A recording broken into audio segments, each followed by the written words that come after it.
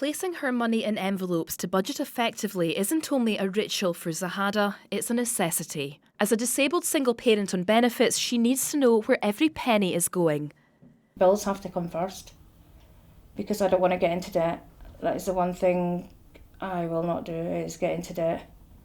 You know, I'll go hungry, I'll freeze to death, but I won't get into debt. Zahada fears that without change, the poverty cycle she's become so used to will continue. When I watch the news, when I listen to politicians, I want them to listen to people like me. How are we meant to feed our kids? How are we meant to heat our homes? And how are we meant to live? Michelle also knows what it's like to struggle. She receives universal credit and has 2 daughters and a son to provide for.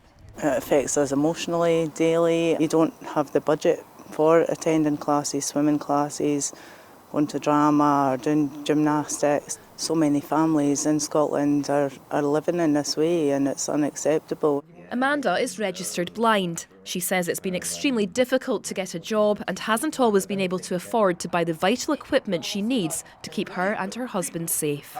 You're always having to think, have I got enough money for this? And sometimes I would end off having to, just to have loans of friends. The Joseph Rowntree Foundation charity says Zahada, Michelle and Amanda's experiences will resonate with many.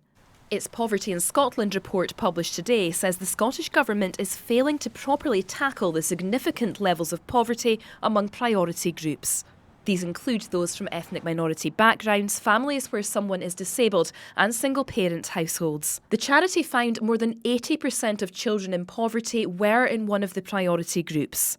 100,000 children in poverty live in a household where someone is disabled. That's 40% of all children in poverty in Scotland. And children from minority ethnic backgrounds make up 7% of Scotland's population, yet represent 16% of all children in poverty. The charity's findings in the report are pre-pandemic. It says that because the full impact of COVID-19 still isn't known, the situation may actually be much worse for some people. It's warning that unless urgent action is taken, the Scottish Government risks missing some of its key child poverty targets. The Foundation wants the Scottish Child Payment Benefit doubled immediately and is urging the UK Government to scrap its planned £20 cut to universal credit. We all want a Scotland where people's childhoods are able to explore their potential and engage in society. So meeting those targets is not just a legal obligation on the Scottish Government, it's a moral obligation.